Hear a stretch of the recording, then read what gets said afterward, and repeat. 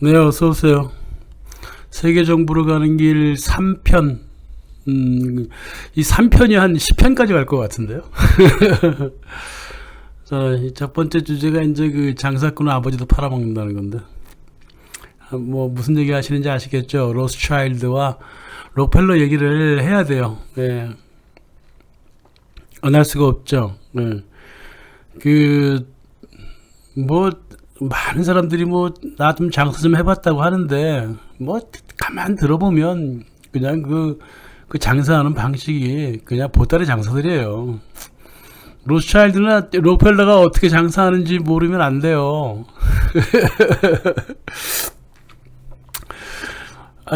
뭐, 여기저기 잘 알려져 있는 거 잘 활용하면 되는데, 로스차일드 같은 경우는요, 전쟁을 통해서 장사를 해왔어요, 옛날에, 그죠?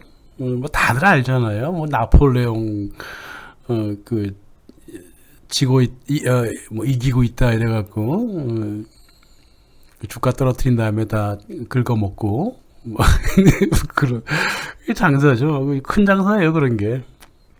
솔직히 인간적으로 더러워서 그런 짓 안 하는 거죠. 보통 사람들은. 그러니까 상상도 안 하고, 그러니까 사람들이 항상 그렇잖아요. 저 사람도 나처럼 좀 비슷할 것이다. 근데 아이고, 그 사람들은 자기만큼 그렇게 비슷하지 않습니다. 근데 하여간 장사 눈이 확실한 건 사실이에요. 로스차일드라든가 뭐 록펠러 이런 사람들 세금으로 전쟁하기에는 이제 돈이 부족하다라는 사실을 알죠. 이 사람들이. 게다가 세금으로 전쟁을 하겠다고 국민의 동의도 얻기 어려워요. 이런 식으로 그거를 탁 치고 들어가는 게 이제 로스차일드 같은 사람들이에요. 그러니까 국가 위에 로스차일드가 있는데요. 이제 국가는 그렇죠. 국가는 이제 애국심을 막 부추겨요. 애국심을 부추겨서 채권을 막 팔아요. 우리가 전쟁에 이겨야 한다.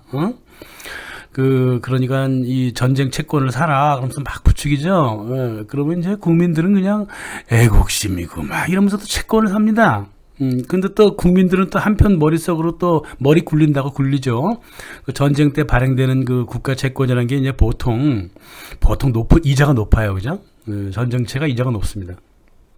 세제 혜택도 주어지고, 그리고 또, 그러니까 이제, 사자, 전쟁채 사자, 막 이러거든요. 근데 이제 국가가 봤을 때는 말이에요. 그 채권을 팔잖아요. 그 채권을 이제 국민이 사잖아요. 그러면 국민도 같은 편이 돼버립니다. 전쟁 유발을 같이 한 거야. 그리고 국민도 꼼짝없이 전쟁 유발자가 되는 거예요. 그러니까 이런 생각을 하니까요. 이런 생각하니까 그 커티스 르메이 같은 이 시대의 살인마 같은 그 미국 공군 장군이 민간인도 똑같은 놈들이니까 민간인도 모두 학살하자 이런 말이 통하는 겁니다. 네. 전쟁 채권이요. 사지 말아야죠. 근데 로스차일드 같은 놈들이 이제 전쟁 채권으로 엄청난 장사를 합니다. 그러지 않아도 이제 병참 산업에 주식을 투자해갖고, 거기서 돈을 버는데 전쟁 채권으로 또 돈을 버는 거야. 그리고 또 국민들을 막 또 부추겨요, 같이. 우리가 이길 거다. 우리가 이제 전쟁에서 이기기만 하면 적국의 자산을 갖고 와서 우리 서로 나눠 먹을 것이다. 이런 도둑놈 심보를 국민들한테 심어주는 거예요. 그러니까 이 전쟁이라고 하는 게 말입니다. 이 국민들을 다 도둑놈 심보로 막 채워버리는, 그런 아주 인간 정신을 썩게 만드는 겁니다, 그게. 베트남 전쟁에 참여해갖고 한국이 돈 벌었다, 좋다, 이런 사람들, 이 국민 정신을 썩어버린 거예요, 이게. 그래서 이 투기 마인드, 살육의 마인드를 순진한 국민들한테 계속 심는 거, 이런 거. 또 승전할 것이다. 승전 홍보를 계속 불러일으킴으로써 애국심이 일어나는 것이 아니라 국채를 더 많이 발행하고 팔기 위한 도구가 바로 승전 홍보 작전입니다. 그러니까 장사꾼들은 이렇게 바라본다고요. 보통 사람들은 우리가 이겨라 하지만은 장사꾼이 봤을 때는 이기는 척이라도 해야지 채권을 더 많이 팔아먹을 수 있고 주가가 상승하니까 좋은 거예요. 그게 장사꾼의 마인드입니다. 그런 마인드를 알지 못하면 백전 백패를 하죠. 그러니까 세상을 너무 정치적이고 도덕적이고 공식적인 역사에 기대어서 흑백 논리로 보지 말아야 됩니다. 예, 이제 그런 그 전제가 있어요. 예. 자, 미국을 이제 예를 들어야죠. 이제 미국을 얘기할 때가 왔습니다. 예.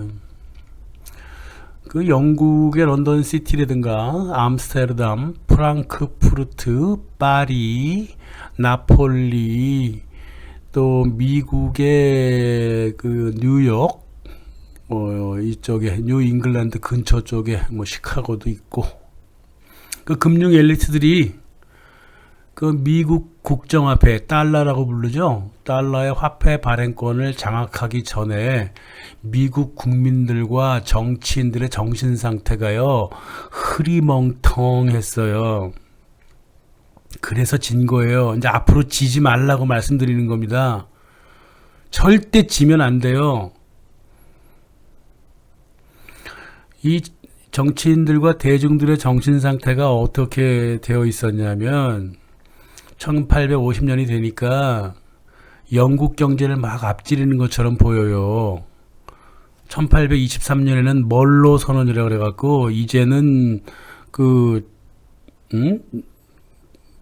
미국이 영국으로부터 완전히 탈피한다. 독자적으로 우린 쓴다. 막 이러면서 그 영국 경제를 앞지르고 있고, 혹은 또 앞질렀다고 하는 그런 어떤 유화적인 양적 논리가 있어요. 뭐 GNP가 어떠네 이런 정신 상태 똑같은 거예요. GDP가 어떠네, 뭐 명목 임금이 뭐 올랐네, 뭐 얼마 전에는 뭐 저기 한국의 그 임금이 명목 임금이 일본을 앞질렀다고 정말 좋아서 난리치는 그런 그 순진한 정신 상태를 갖고 있다가 쫄딱 망한 거예요. 이게 미국 대중들이. 네? 불황에 닥쳐서 대처하지도 못했고, 또 어떤 또 대중이 생각 갖고 있었냐면 영국에 대한 그냥 적대감만 갖고 있었지 외교적으로 영국을 이용해 먹을 생각을 못 하고 있었어요. 이때 그 미국의 정치인들하고 그 대중들이 영국에 대해서 이렇게 그 깊은 그 적대감이 있으면 그것을 외교로 승화시켜 가지고 영국을 이용해 먹을 생각을 해야죠. 안 그래요? 근데 이거는요, 여러분들 머릿속에서 한국과 일본을 비교해 봐도 돼요. 무조건 싫어하지 말라고요. 이용해갖고 다른 방식으로 해결을 볼 생각을 해야지. 그럴 생각을 안 갖고 있었단 말이에요. 그러니까 영국 금융한테 먹힌 거예요. 미국의 뉴욕이. 세 번째, 이 독일, 북부 독일하고 앵글로 섹슨 중심 문화만 내세우면서 라틴 계통 사람들, 스페인이라든가 뭐 이탈리아, 뭐 프랑스, 더 나아가 이제 아일랜드까지. 아일랜드는 이제 라틴이라기보다 가톨릭계니까 라틴교로 봐요, 대충. 이거 우리 발밑에 있는 애들이다. 어디서 얻은 그 편견이냐고 그게. 그리고 슬라브는 무조건 슬라브야. 러시아는 일단 싫어. 뭐 때문인지 몰라. 근데 무조건 싫어. 근데 그 누가 만들었어? 그 반슬라브 정서를 그 영국이 만들었잖아요. 영국에 대해서 적대감을 갖고 있으면서도 영국이 싫어한다고 하는 러시아는 또 니네들이 왜 싫어하니? 그 이상한 정신 상태를 1850년서부터 1913년까지 계속 갖고 있었어요. 이 미국 정치인들하고 대중들이. 또 네 번째 그 문화적인 특성이라 한다면 이 정치가 경제를 통제할 수 있다는 순진한 사고방식을 갖고 있었어요. 정치인들이 휙 하면 경제를 휙 하고 통제할 수 있다. 이게 아직도 일본 사람들이 그런 생각 갖고 있습니다. 일본 또 경제인들도 좀 따라가주는 척도 하고 그래요. 이 시대의 뒤진 사고방식을 이렇게 갖고 있다가 영국 금융의 공격에 우르르 무너져 버린 거죠. 미국이라고 하는 나라가. 간단한 사례를 링컨 같은 경우도 많이, 링컨은 유대인 출신이잖아요. 그리고 제간에 앵글로색슨 출신이며, 이 정신 상태가 이게 영국을 싫어한다면서도 자기 무의식 속에 친영 개념을 갖고 있고, 이 반 러시아 정신을 갖고 있고, 라틴 국가들을 통치할 수 있다는 어디 이상한 정신을 갖고 있다 보니까 러시아를 좀 무시해요. 그 링컨이 그 북부 미국에서 북군 이끌면서 1860년서부터 이제 그 남북 전쟁이 벌어지잖아요. 초반부에 많이 깨졌어요. 예, 남군의 그 뭐 리 장군이면 뭐 전쟁을 잘했다고. 그래갖고 1862년에 러시아 외교부에서 전문이 도착합니다. 링컨한테. 북군한테는 강대국 친구가 없지 않습니까? 영국은 북부 미국이 무너지기를 학수고대하고 있습니다. 프랑스는 제 몸만 살입니다. 다시 말하면 귀국의 우방국이 아니지요. 지금 전황이 북군한테 굉장히 악화되고 있습니다. 절망적입니다. 이 전쟁을 막을 길이 없을까요? 통일은 점점 멀어지는데 그래도 명심하세요. 러시아는 미국의 분단이 온다 하더라도 이를 엄청 불행하게 생각할 것이고, 러시아만이 북부 미국 링컨의 그 북군의 옆에서 귀국을 지켜줄 것입니다. 이 보통 진심이 아니에요, 이게. 이런 러시아의 진심을 무시해버렸다는 거죠. 예? 정신 상태가 이렇게 돼 있었다고요, 이게. 예? 희한한 정신 상태죠. 그러면 저 건너편에서 앉아있는, 예? 미국의 화폐 발행권을 장악하기 이전에 1850년대 이후 영국, 암스테르담, 프랑크푸르트, 나폴리, 파리, 그리고 뉴욕의 일부, 그 영국 앵글로색슨 계열의 엘리트들의 정신 상태는 어떻게 되었었느냐? 로스차일드의 정신 상태라고 생각하면 돼요. 로스차일드의 정신 상태. 록펠러는 아직 그 금융 계열로 들어오지 않고 있었고,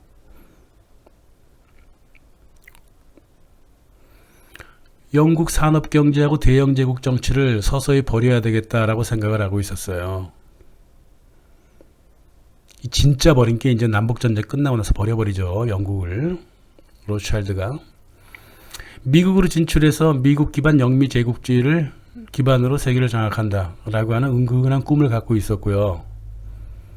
또 로스차일드가 어떤 생각을 갖고 있었냐면, 영국의 런던은 세계 금융자본, 역외자본 같은 것도 마찬가지로 그걸 관리하고, 미국의 뉴욕은 어차피 미국의 그 산업이 엄청나게 자라날 테니까 그 산업 자본을 관리해서 미국을 쳐들어간다, 이런 생각을 갖고 있었어요.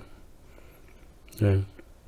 그래서 미국 내 그 굉장히 그 일 잘하는 독일 산업가들을 제어하고, 영국과 미국 중심의 논리 속으로 라틴 국가뿐만이 아니라 러시아까지도 같이 한번 엮어버린다, 이런 생각을 갖고 있었고, 네 번째로는 금융인하고 거대 산업자본가들이 정치를 완전히 장악한다, 이런 판단을 갖고 있었고, 지네도 해왔던 일이에요, 그게 실은. 네. 그래서 이게 겉으로만 보면, 네? 겉으로만 보면 그 미국이 영국으로부터 계속 그 독립해가지고 이렇게 미국이 어떤 자랑스러운 그 애국적 개념 속에서 살아가는 것처럼 보였지만, 저 멀리서 이렇게 미국을 바라보고 있었던 금융가들의 정신 상태는 보통 대중이나 미국 정치인들의 정신 상태와 전혀 달랐어요. 네? 미국을 이 비스마르크한테 한번 당하고, 러시아 예카테리나 2세한테 한번 당해서 독일과 러시아를 마음껏 금융을 주물르고 싶었는데 못 주물렀단 말이야. 이제 미국으로 쳐들어가서 어떤 방식이든 간에 미국을 자유무역지대로 만들어서 그 세계를 한번 통치해 보겠다라고 하는 것이 그쪽에 있는 사람들의 생각이었고, 이게 그 당시 1850년대 이후에 그 팔메스턴 영국 내각의 계산이었어요. 팔메스턴이 누구야? 팔메스턴 총리가 로스차일드 꼬북이잖아요. 그래서 겉으로 보기에는 그 영국 정부가 그 미국한테 그 파나마도 넘겨주고 알래스카 문제도 그냥 미국이 알아서 처리하라 그러고, 예? 쿠바하고 필리핀 막 쳐들어가는데 그 영국이 막 뒤에서 도와줬다고요. 예? 영국이 겉으로 보면 굉장히 미국을 이제는 미국이 이제 정말 세계 지배자가 되려나 뭐 이렇게 바라봤죠. 그러나 뒤에서는 그렇지 않았습니다. 예?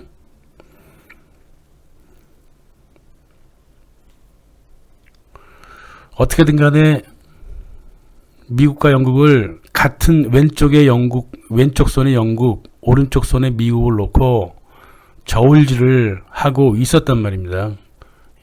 예를 들어드려요.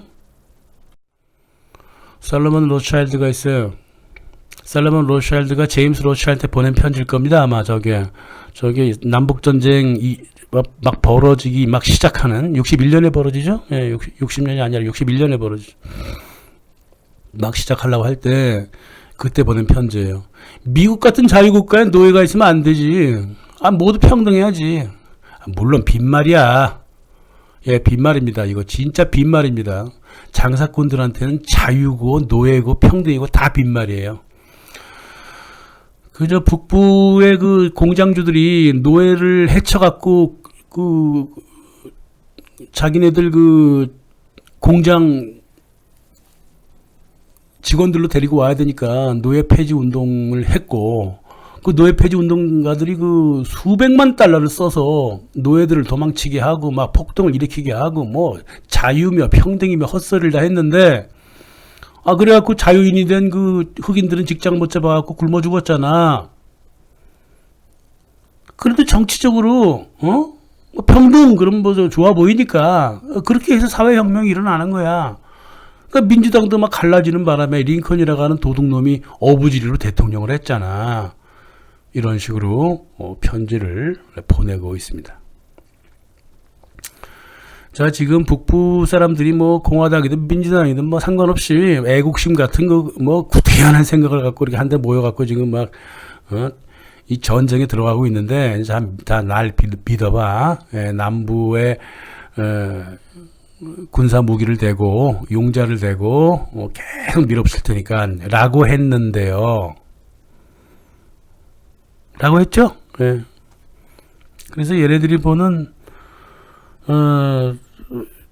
북부에도 투자를 또 했어요. 예, 근데 많은 투자는 안 하고 이 로스차일드가 남부를 지지했다고 하는 소문이 신문지상에 막 떠돌랐기 때문에 북부에서는 그 썩 좋아하진 않았습니다만은, 근데 북부에 그 돈을 대주려고 그랬잖아요. 그죠? 예, 돈을 대주려고 그랬습니다. 그래서 링컨한테 로스차일드가 융자를 해주려고 했는데 그 단기 24%, 장기 36%를 달라고 그러는 바람에 에브라함 링컨이 안 했죠. 안 했다고요. 돈을 안 빌렸다고요. 로스차일드한테. 그리고 나서 정부 보증으로 그린백, 지금의 달러라고 하는 그린백, 초록색 지폐를 찍어요.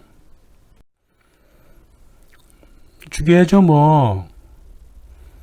그걸 죽인 거예요 그냥.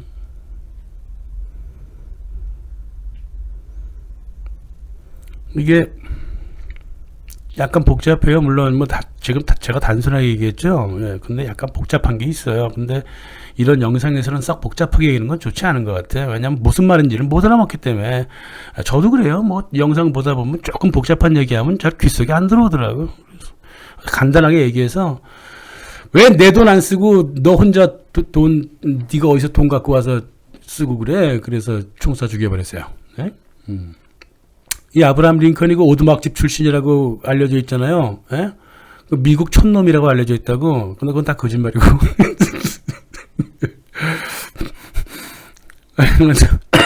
정부 보증으로 그 그린백을 찍었어요. 달러를 찍었다고. 그러니까 정부가 직접 발행을 했습니다. 돈을 쓰라고 그랬더니 미국 시민들이 잘 써줬어요. 그러니까 로스차일드가 얼마나 화가 났겠어. 영국에서 가지고 온 돈 단기 그 이자 36% 내고 쓰면은 내가 장사를 될 텐데 이 링컨이라고 하는 놈이 안 써줬거든. 응? 그러니까 1965년에 남북전쟁이 일단 끝나고 나서 6일 후에 5일 후에 일주일도 안 돼갖고 암살을 해버렸어요. 죽여버렸어요. 그 암살자가 이제 유명하잖아요. 존 부스, 윌크스 부스라고 하는 사람이잖아요. 예? 남부군 출신이고요. 예? 무슨 뭐 골든 서클 라이트인가 뭔가 하는 그 서클, 예. KGC라 그래요. 그 나이트 오브 골든 서클이라 그러는데 그 골든 서클이 나중에 KKK 단이 됩니다. 그 알브리 파이크에 거기 사주를 받아갖고 죽인 거예요. 그래서 미서 전쟁도 유발하고 그죠? 그래서 이 나이트 오브 골든 서클의 돈을 누가 내주죠? 로스차일드가 대준 거예요. 그러니까 로스차일드가 죽인 게 되는 거죠. 그죠? 근데 뭐 로스차일드뿐만이 아니에요. 링컨이라고 하는 사람은요, 이 미국이라는 곳이 원래가 영국 금융하고 그 산업가들의 놀이터였단 말이에요. 남부 쪽이. 예, 남부를 투자하고 있는데 링컨이 남부를 깨트렸으니까 그건 악당이죠. 그건 죽어야죠. 그러니까 뭐 브리티시 컬럼비아하고 캐나다 쪽에 있었던 그 영국의 팔메스턴 내각 지점, 예, 거기서도 이 링컨을 가만두지 않겠다 그랬었고 막. 그렇게 됐던 거죠, 뭐. 그래서 결국은 그 금융가들이 다 싫어했던 행동을 링컨이 했기 때문에,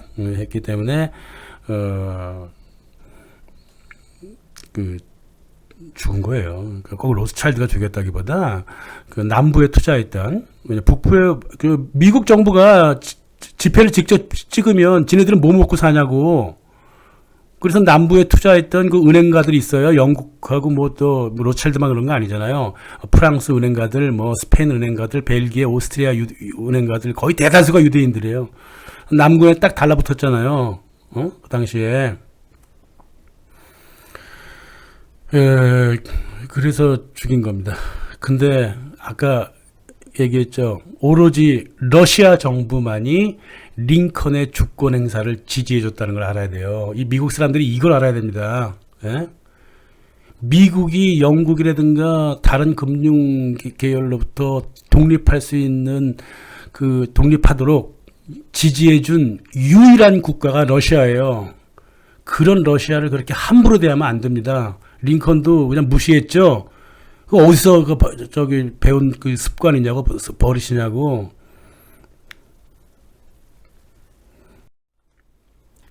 제임스 가필드 대통령도 1881년에 링컨처럼 정부가 그 집회 좀 찍게 해보자 그랬더니 총 쏴 죽여버렸어. 예?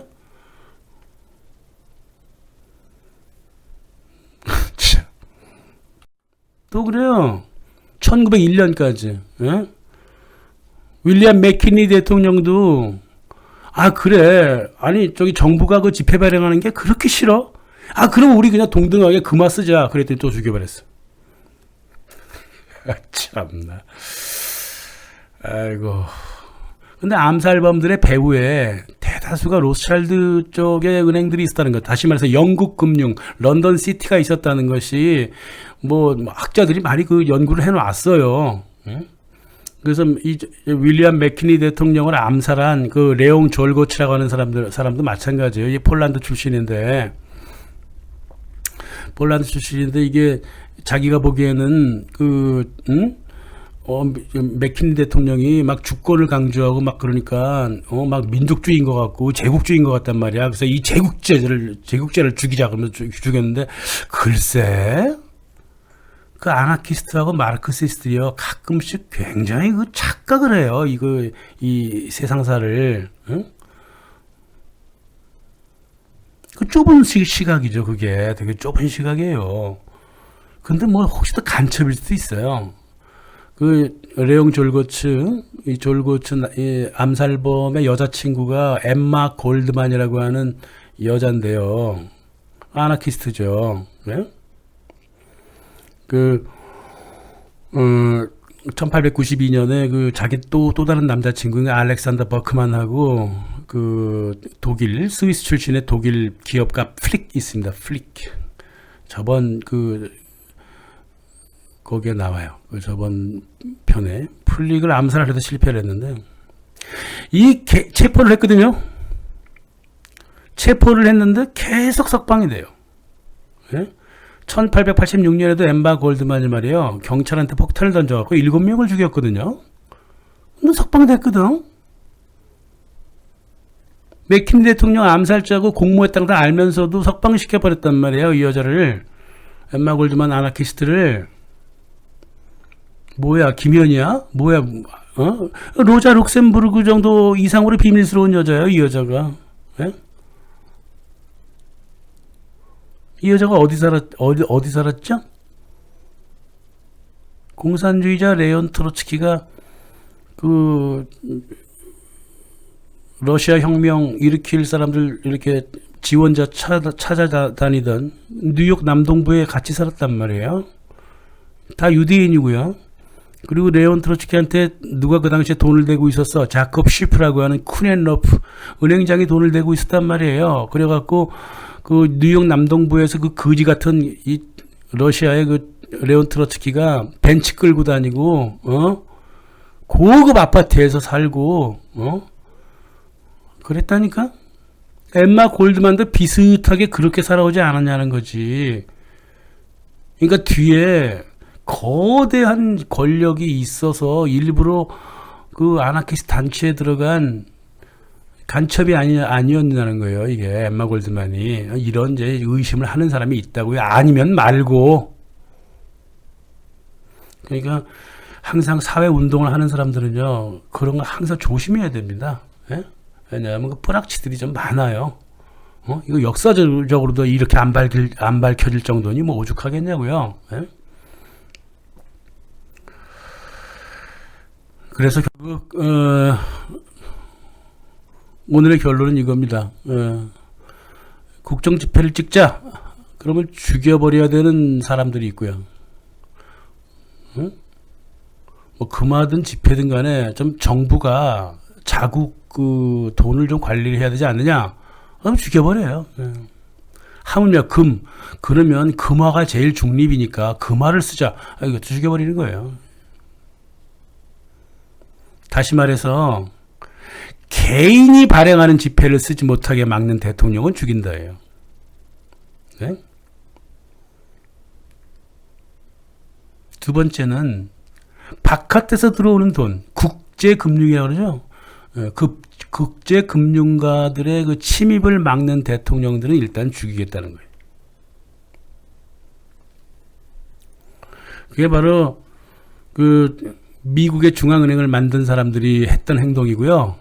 런던 시티라고 하는 런던 금융인들이 했던 행동입니다. 그게 이 양쪽에 모두 발을 걸치고 있는 사람이 로스차일드고요. 미국을 중심으로 발을 걸친 사람이 바로 록펠러 가문입니다. 그래서 로스차일드가 이런 그 금융 문제를 가장 민감하게 알고 있기 때문에 로스차일드 이야기를 하지 않으면 세계 정부 이야기도 할 수 없는 겁니다. 로스차일드가 말입니다. 1865년까지요. 5년까지 미국에 쳐들어가야 되겠다는 생각을 별로 안 했어요. 아, 미국이 발전하기는 하는구나. 그러면 미국에 투자하면 좋겠다. 예? 이런 생각으로 몇 군데 그 거간꾼을 시켜가지고 그 미국의 그 지점을 좀 세웠거든요. 그러나 뉴욕의 월가는 말이에요. 그 당시 뭐 많이 잘하고 있지도 않았었고, 또 로스차일드가 유대 계열이기 때문에 유대 계열이 들어오는 걸 싫어했습니다. 그쪽 사람들이. 그래서 좀 주저하고 있었어요. 근데 이 남북 전쟁이 일어나면서 링컨이 1865년 이제 승전을 하잖아요. 그러니까 링컨이 자기 돈을 안 받았다고. 근데 그리고 또 65년 또 하필 남부가 패하고 북부가 그 승전을 했어요. 그러면 이제 북부에 공장지에 있는 부르주아들이 사람을 무지막지하게 일으킬 것이고, 아무리 봐도 영국보다 훨씬 큰 공업국가가 될 것이고, 또 사람들이 영국보다 훨씬 더 역동적이고, 야, 그러면 여기서 은행 활동하면 완전히 이거는 딱인데. 그래서 미국에 직접 들어가서 일을 꾸며야 했단 말이에요. 물론 멀리서 뭐 링컨이라든가 뭐 가필드라든가 뭐 이런 사람들은 뭐 총쏴 죽이면 끝이겠지만, 꼭 그렇게까지는 계속 그럴 수는 없잖아요. 그게 암살한다는 게 쉬운 줄 아닙니까? 그게 정말 어려워요. 한 번 더 들통났다가 큰일 나고. 그래서 기다렸어요. 로스차일드는 런던에 엉덩이를 앉아가고 런던, 프랑크푸르트, 파리, 나폴리 이런 데 앉아가고 기다리고 있었다고. 이 사태가 무르익을 때까지 천천히. 근데 해필 1850년대 천천히 그 석유 사업이 불러나면서 1870년대가 되니까 록펠러라고 하는 요상한 인물이 미국에서 막 텍사스 오일을 끌어당기고 있었고 1880년 가까이 가니까 이 록펠러가 이 세계 석유를 50%를 퍼내고 있네. 석유 사업에 들어가자 그래서 유럽의 석유 사업에 손을 댄 거예요. 로스차일드가 바쿠 유전이라고 그래갖고 그게 러시아 땅이었는데 러시아가 또 로스차일드 금융 행위를 또 방해를 했으니까 대신 산업은 할 수 있다. 그래서 석유는 팔아. 뭐 석유 정도야 뭐 인정해주겠지. 그래서 그 바쿠 근처에서 그 석유 개발을 하고 있었고, 근데 개발보다는 유통에 중심을 뒀어요. 항상 이 은행하는 놈들은 유통에 중심을 두지 직접 채굴 같은 거는 잘 안 합니다. 그냥 그 땅 사놓고 남 불러다가 대리로 채굴 시키죠. 그리고 유통에서 돈을 더 많이 버니까. 그런 방식으로 그 유럽에서 원격 조정을 월가를 하고 있었고요. 하지만 월가를 전체를 다 건드릴 수는 없었고, 근데 록펠러가 석유 왕으로 막 자라나면서 록펠러의 손을 벌려야겠다라고 생각하고 있었는데 하필 1892년에 록펠러 쪽에서 오퍼가 옵니다. 로스차일드한테. 그래서 1892년 알퐁소 로스차일드가 뉴욕에 그 록펠러를 만나러 떠나요. 이때부터 20세기 세계사가 만들어지기 시작한 겁니다. 다음 얘기는 다음 영상에서 말씀드릴게요.